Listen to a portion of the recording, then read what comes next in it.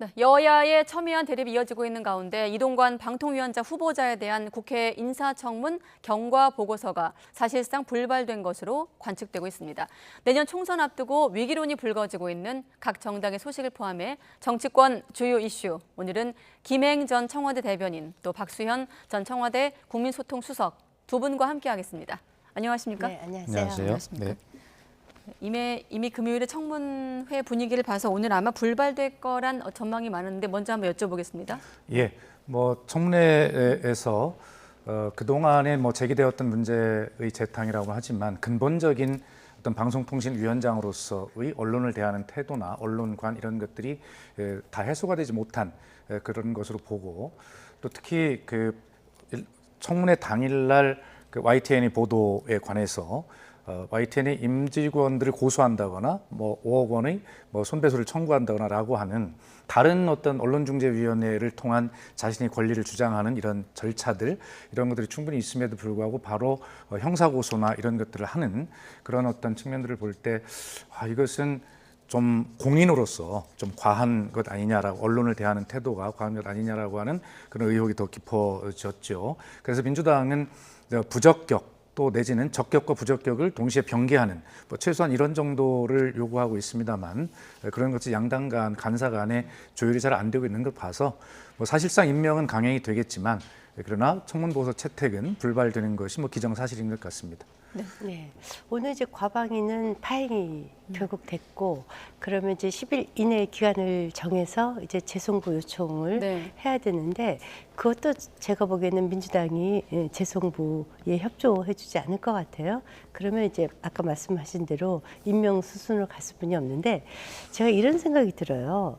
이동관 방통위원장을 이렇게까지 민주당이 반대하는 이유가 참 납득하기 어렵다. 이분이 장관급이긴 하지만 뭐 내각의 장관도 아니신데, 처음부터 민주당이 탄핵 얘기도 하고 임명되자마자 탄핵을 하겠다 이런 얘기도 하고, 또 심지어는 청문회를 보이콧하자 이런 얘기까지 하고, 또 지난번에 학폭을 의혹을 제기했었던 그 전경원 씨, 그 전교조에 계셨던 출신인 그분을 뭐 중국에서 소환하자. 근데 증인 채택도 결국 안 됐죠.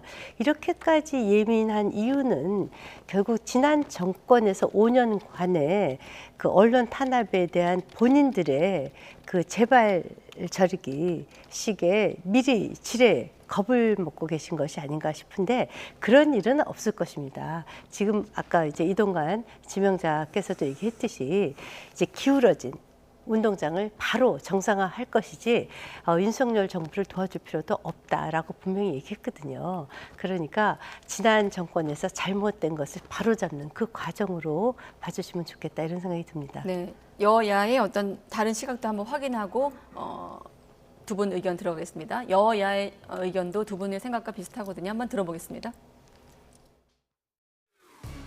이동관 씨는 하나도 아니고 벌써 여러 개의 부적격 사유를 갖고 있기 때문에 그냥 부적격이 아니라 절대 부적격인 것이죠. 여당에서야 뭐 적격 혹은 적격이나 부적격 병기를 요청을 하겠지요.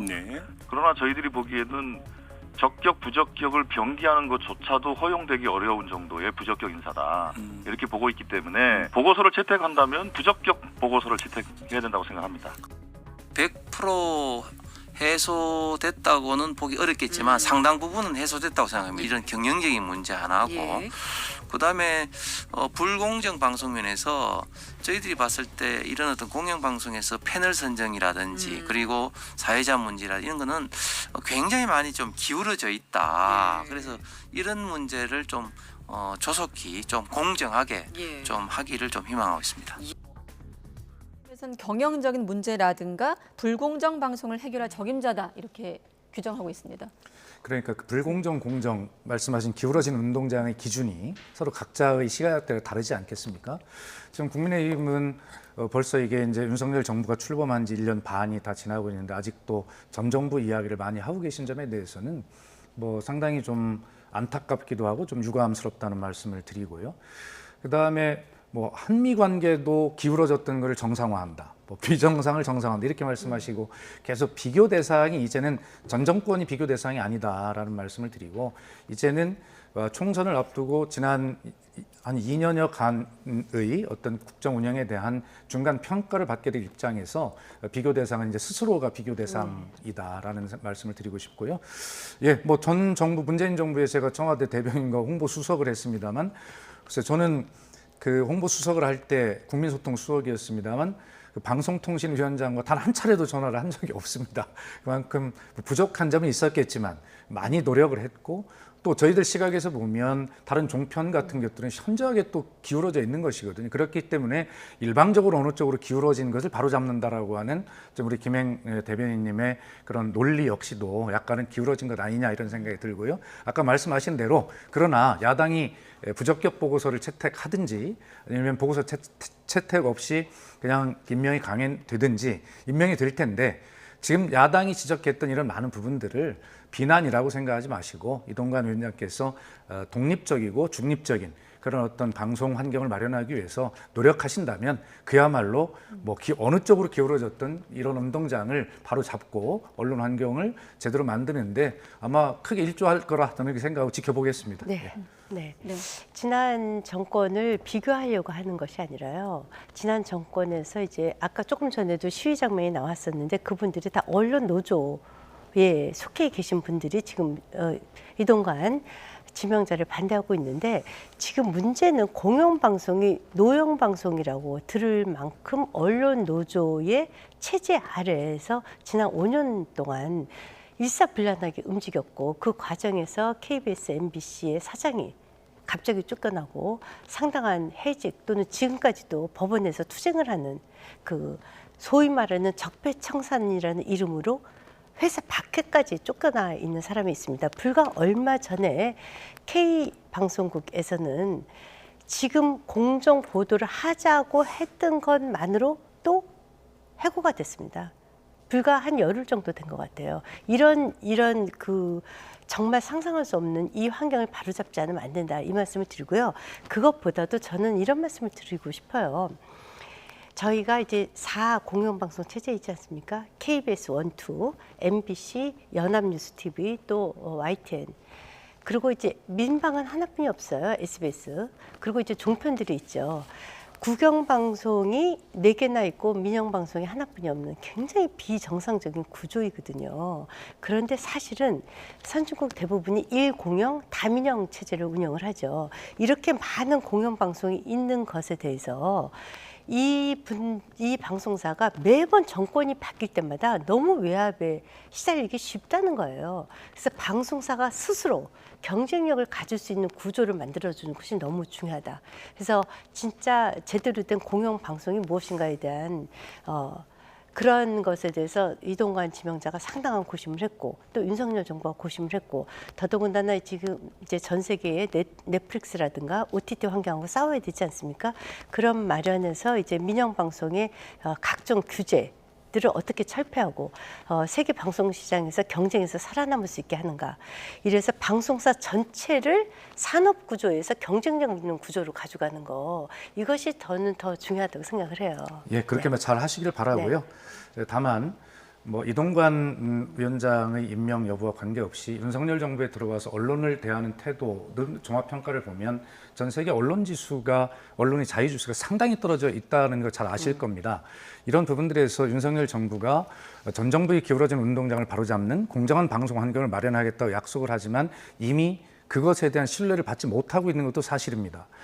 정권 초기에 미국 정상회담에서 나왔던 그 유명한 날리면의 이라고 하는 뭐 그런 어떤 것들 둘러싼 MBC 기자에 대한 제재라든가 이런 것들이 자의적으로 이루어지고 정권의 입맛에 맞는 해석, 거기에 맞지 않으면 가짜뉴스 취급하는 이러한 어떤 지금 현재까지 언론 환경까지도 이동관 방통위원장이 되시면 바로 잡아서 그야말로 언론을 위한, 지금 김행 대변인께서 말씀하신 언론을 뭐 산업적 경쟁적 구조에서 바로 잡든 뭐 이런 부분들이 제대로 잘 지켜져서 언론 발전에 기여하기를 바라고, 야당은 어차피 임명될 거니까 좀 지켜보겠다는 말씀을 드립니다. 그 날리면 바이든 얘기는요, 지금 대통령실은 그 바이든이라는 얘기를 안 했다는 거 아니에요. 안 했다고 그러는데 자꾸 날리면이라고 주장하는 거 아닙니까? 제가 이제 그 홍보수석을 하셨죠. 국민소통수석. 잘 아시다시피 대통령실에 출입하는 기자는요. 보도하기 전에 제대로 잘 못 들으면 반드시 대변인 또는 국민소통수석, 저희 때는 홍보수석과 확인하게 되어 있습니다. 네, 대변인 확인이 안 되면 우리가 못 쓰게 날리면 되어 바이든까지 있어요. 가면 다시 또 거슬러 네, 올라가야 그래서 이제 되거든요. 그 점을 아마 박수현 네. 전 수석께서 말씀하신 거는 이제 방송 생태계를 바라보는 두 분의 시각차를 좀 확인하기 위해서 한번 네, 예를 네. 들어주신 걸로 네. 이해를 하고 제가 양해를 알겠습니다. 구하고 네. 다음 질문 들어가겠습니다. 일단 말씀을 들어보면 일단 임명 강행을 좀 받아들이고 있는 것처럼 들리거든요. 뭐 어쩔 수 없는 상황이죠. 뭐. 네, 어쩔 수 없다는 거에 대해서 좀 설명해 주시죠. 네. 예, 그러니까 지금 청문 과정을 통해서 야당에서는 그동안 지적돼 왔던 문제들에 더해서 이동관 후보자의 언론관을 부적합하다라고 하는 것을 밝혀냈다라고 이제 주장을 하는 것 아니겠습니까? 네. 아까 조승래 간사도 이야기했습니다만 어떤 그 과방위가 다시 열려서 이걸 채택을 하려면 박성준 간사와 서로 합의가 좀 잘 돼서 어떻게 할 거냐 결정이 돼야 되는데 서로 지금 만나지도 못하고 있는 것 같고요. 오늘 네. 중으로 안 되면 아까 말씀하신 대로 대통령께서는 10일 이내에 재송부 요청을 하실 수 있고 뭐 그 10일까지도 안 가고 바로 뭐 기간을 정해서 재송부하고 안 되면 보고서 채택 없는 16번째의 어떤 임명 강행이 되지 않겠나 이렇게 보고 있습니다. 네, 민주당 같은 경우는 거대한 늪이 될 수도 있다 이렇게 표현을 했던데 그러니까 어떤 아까 짧게 의미일까요? 설명드리면 윤석열 대통령께서 지금 하실 국정 과제가 굉장히 많으신데 이동관 방통위원장이 예를 들어서 기울어진 운동장을 바로 잡겠다면서 자꾸 어떤 언론 장악을 하려고 한다는 그런 어떤 야당의 시각에 그렇게 비치게 되면 네. 자꾸 충돌이 일어날 수밖에 없고 여야 협치가 경색돼 가고 그렇게 되면 대통령의 국정 운영에 굉장히 큰 영향을 미치게 되죠. 그래서 결과적으로는 총선을 앞두고 대통령의 이 국정 운영이 굉장히 어렵게 될 것이다라고 하는 점을 지적한 것이라고 생각을 합니다. 사실상 이제 저희가 노무현 전 대통령 때부터 인사청문회라는 제도가 있었습니다. 네. 그것은 이제 후보자를 제대로 검증하자는 본래 취지가 있었는데 실제로는 이것이 정쟁이 돼버렸어요. 네. 그래서 이제 문재인 대통령 때는 31명을 청문회 보고서 채택 없이 임명을 하기도 했습니다. 지금 윤석열 정부도 16번째인데요. 이것은 이제 그만큼 그 어떤 지명자에 대한 임명 여부가 양당의 극단적인 정치 투쟁의 장이 되어 있다. 네. 그러니까 이번에 사실 그 저희가 보기에는 이동관 지명자에 대한 결정적인 한 방이 보이지가 않거든요. 그리고 좀 보십시오.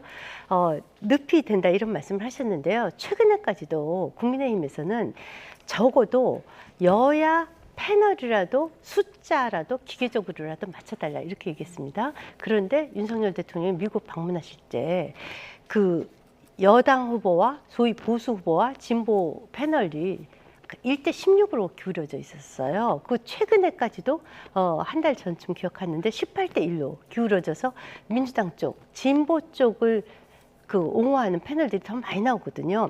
이렇게 기계적 균형조차도 맞추지 못하는 이 방송 환경은 누가 봐도 기울어진 운동장이거든요. 그래서 이동관 지명자도 절대로 윤석열 정부 도와달라는 얘기 안 하겠다. 균형이라도 맞춰달라 이렇게 얘기하지 않습니까? 프랑스의 공영방송은요. 집권 여당과 대통령을 옹호하는 패널의 절반 이하로 야당 패널이 나오는 경우에는 매일매일 그 패널을 리포트하게 되어 있는데요. 그 방송사가 제재를 받게 되어 있습니다. 그런데 우리나라는 야당을 옹호하는 패널이 16배에서 18배가 더 나오는 완전히 기형적 구조예요. 이것을 방송사에서 자생적으로 스스로가 자정 노력을 했어도 이렇게까지 방송 환경이 기울어졌다. 이 얘기는 받지 않았을 것으로 좀 봅니다. 글쎄요, 우리 김행 대변인께서 16배, 18배를 어떤 근거를 가지고 말씀하시는지 이미 발표를 모르겠는데 했죠. 구체적으로 수사들을 갖고. 예를 들어서 지금 우리나라 대표적인 보수 종편 패널 같은 거 보면은 거꾸로 진보의 어떤 패널이 아주 현격하게 수가 적은 이러한 기형적 구조를 가지고 있어서 저희들도 늘 그것이 불만이었어요. 그렇기 때문에 그런 것들은 좀 균형적으로 과학적으로 다시 한번 분석을 해보시고 소위 그래서 한때 보수 참칭 패널이라고 하는 분도 있었잖아요. 근데 그것은 어차피 민주당 인사는 아니지만 그분들이 보수 패널로 나와서 보수 안에서 어떤 시각을 가지고 있는지 그것도 진보 패널이라고 분석하시면 좀 곤란할 것 같아요. 네. 그분들까지도 다 보수 패널로 알겠습니다. 저희가 예. 카운트했습니다. 네, 네, 네. 네. 뭐 확실한 건 네. 오늘 두 분의 패널은 저희가 균형감을 굉장히 잘 갖춰서 네. 섭외한 것 같습니다. 자, 각 당 상황으로 넘어갈 텐데 일단 민주당 얘기부터 해보겠습니다. 자, 이재명 대표에 대한 구속영장 청구 시점이 이제 9월 초가 유력한 것으로 관측이 되면서 오늘 나온 얘기로는 민주당에서 임시국회 때 8월 임시국회 때 비회기 기간을 두자 이렇게 말했던 이제 국민의힘 측에선 후한무치다 이렇게 반발하고 있는데 어떤 겁니까? 글쎄요, 비회기 기간? 그거 뭐 네. 며칠의 차이를 가지고 후한무치까지 소리를 들어야 되는지 모르겠습니다만 네. 그래도 제1야당 대표가 교섭단체 대표연설에서 국민께 약속을 했고 그다음에 네 번째 검찰에 출두하면서도 나를 위한 방탄국회 없을 것이다. 그리고 불체포특권 내려놓겠다 두 번이나 약속을 했기 때문에 적어도 제1야당 대표가 검찰이 어떤 사정이 있는지 모르겠지만 9월 1일부터 정기국회 들어가면 이 회기 쪼개기가 안 되니 그리고 나서 또 방탄국회 한다고 또 막 이렇게 그런 소리 듣게 하지 말고 기왕이면 준비가 됐으면 8월 말쯤에 나를 불러달라라고 하는 정중한 요청 아니겠습니까? 그런데 그것에 무슨 꼼수가 있는 것처럼 제1야당 대표의 그런 가슴 아프지만 또 정중한 그런 제안에 대해서 여러 가지 어떤 꼼수의 해석을 하면서 그렇게 하는 것은 좀 도리가 아닌가 이런 생각을 하고요. 그러나 현실적으로 검찰이 지금 어떤 백현동의 쌍방울 대북 송금 문제까지 합병을 해서 병합을 해서 영장 청구를 하려면 현실적으로 8월 중에는 어려울 것으로 이제 보이지 않습니까? 이화영 전 부지사의 재판도 뭐 내일 좀 어려워질 것으로 이제 보이는 와중에 네. 자 그렇다면 이제 9월 중에 쪼개할 수 없는 회기 중에 이제 국회에서 이 가결 부결 여부를 투표를 할 수밖에 없는 상황이 오는데 이제 거기에서 민주당이 어떤 선택을 할 것이냐, 과연 이재명 대표의 약속이 지켜질 것이냐라는 것에 대해서 국민은 지켜보고 계실 것이고 민주당은 그에 대한 합리적인 판단을 하면 될 것이다 이렇게 보고 있습니다. 그래서 그걸 야당에선 권성동 모델 이렇게 말하기도 하더라고요. 그렇죠. 아니 그러니까 이제 이런 거죠. 사실상 이게 꼼수인 게요. 지난 3월에 그 체포영장이 발부됐을 때는 오히려 3.1조 국경일까지도 국회를 열어야 된다. 그래서 정말 그 휴일 없는 국경일까지 국회를 열어서 방탄을 했습니다. 근데 이제는 거꾸로 국회 안 열지 않을 때 그 체포영장을 청구하라는 거 아닙니까? 그런데 그럴 거 없이 영장이 청구가 되면 지금 물리적으로 8월 달에 불가능한 건 아시죠? 그런데 그것을 불가능한데 청구해라. 이거 어떻게 이런 얘기를 합니까? 아니 제가 참 놀라운 게요. 이재명 대표께서는 정확하게 신분이 범죄 피의자 신분이십니다. 그렇죠? 범죄 피의자가 내가 나한테 영장 청구를 내 스케줄에 맞춰서 해라. 이게 말이 안 되는 거죠. 8월 달에 불가능한 걸 민주당에서 아세요. 그러면 회기 중에 9월 달에 청구가 되더라도 표결 전에 본인이 영장실질심사 받으러 가시면 돼요. 그런데 모터로 그게 권성동 모델 아닙니까? 그래서 다 포기하고 영장실질심사 받으러 가셔서 권성동 의원 같은 경우에는 결국 무죄 판결 났거든요. 그렇게 무죄에 자신이 있으시면 영장실질심사 받으시면 그건 법원에서 하는 거니까 그럼 영장 기각하겠죠. 그런데 이것을 왜 갑자기 회기 중에 해라. 이러니까 꼼수 얘기가 나오는 거예요. 그리고 또 지난번에 검찰 출두하실 때도 아니 개딸들한테 다 잡혀 찍어서 맨날 몇 월 며칠 날 몇 시에 다 모여라. 그때 한 100여 명 모였다는 거 아닙니까? 200명이요. 아니요. 정확하게 제가 기자들한테 물어보니까요.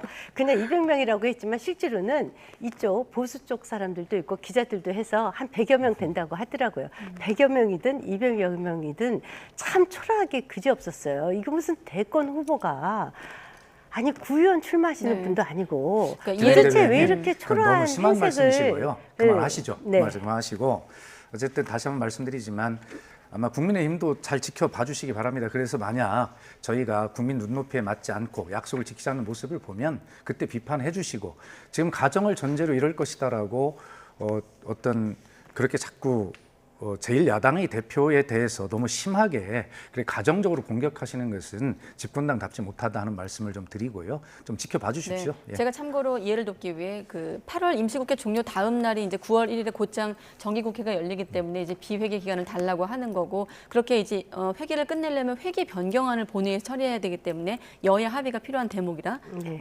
여야가 주고받는 대목이 있었고 네. 자. 검찰의 구속영장이 청구된다면 아무래도 민주당 소속 의원들의 표결이 중요할 텐데 그렇다 보니 벌써부터 여러 갈래의 목소리가 나오고 있습니다. 민주당 내부 목소리 잠깐 들어보겠습니다. 정기회 중에 구속영장을 청구하려고 그러는가 이런 생각이 드시죠? 그리고 그러면 별 수 없이 표결을 해야 될 것 같고 가결하자는 사람들이 생길 것도 같고 걱정이 좀 되시죠? 아주 간단하게 물리치는 방법이 있더라고요. 저는 우리 민주당에서 의원들께 그렇게 말씀을 드리려고 합니다. 투표를 거부하면 됩니다.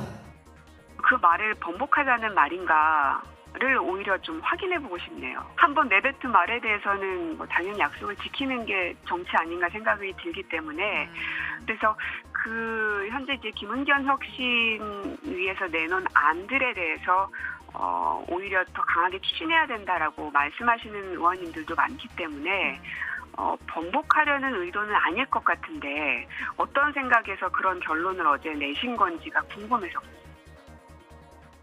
아직 영장도 청구 안 됐고 체포 동의안도 오지 않았는데 개파 갈등이 좀 언론에서는 좀 주목이 되고 있는 상황인데 플랜 B는 실체가 있는 겁니까? 잘 모르겠던데. 실체가 있다고 보질 않습니다. 언론은 늘 뭐 이렇게 기사거리가 될 만한 것들을 자꾸 보도를 해야 이제 기사가 되니까 관심을 가지시는데 아까 말씀드렸듯이 민주당이 지금 국민께 윤석열 정부가 여러 가지 비판을 받고 있는데도 그 대안 세력으로 국민께 어떤 주목을 받지 못하고 있는 것은 민주당 내부의 문제 아니겠습니까? 그런 부분들이 무엇 때문에 국민께 그렇게 혼이 나고 있는지라고 하는 것에 대해서 잘 알고 있기 때문에요. 지금 어떤 소위 이재명 대표의 사법 리스크를 둘러싼 내부의 어떤 갈등이나 이런 것들에 대해서 어떻게 하면 되는지를 민주당 당원들과 구성원 또 국회의원들이 집단 지성이 충분하게 잘 생각할 거라고 저는 그렇게 믿습니다. 예. 그 집단 지성이 잘 되면 정말 좋겠는데요.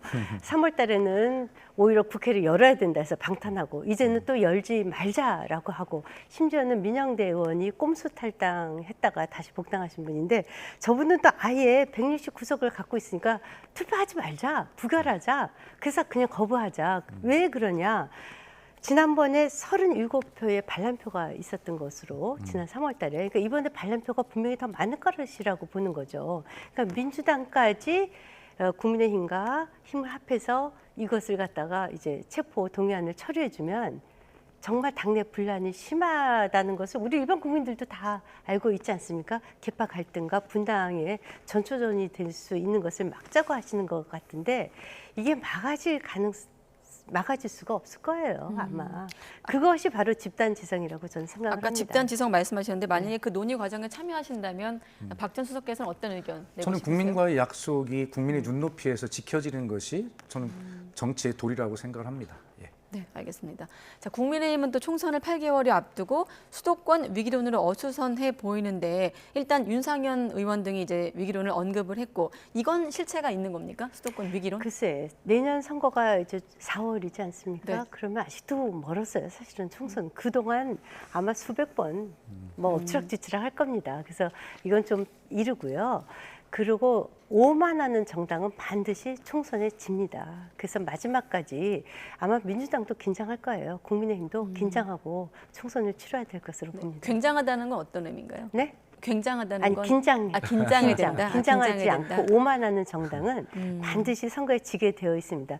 지난 20대 때 네. 그때 이제 국민의당이 안철수당으로 쪼개지면서 그 새롭게 나오면서 저희도 180석 보는 줄 알고 오만했거든요. 그런데 저희가 총선에 대패했었죠. 그래서 어느 정당도 지금 총선을 앞두고 오만할 수 있는 정당이 없습니다. 그리고 이제 기본적으로 수도권 싸움이기 때문에 민주당도 우리 당도 아마 내년 총선 때까지 상당한 긴장감을 갖고 가야 될 것입니다. 네.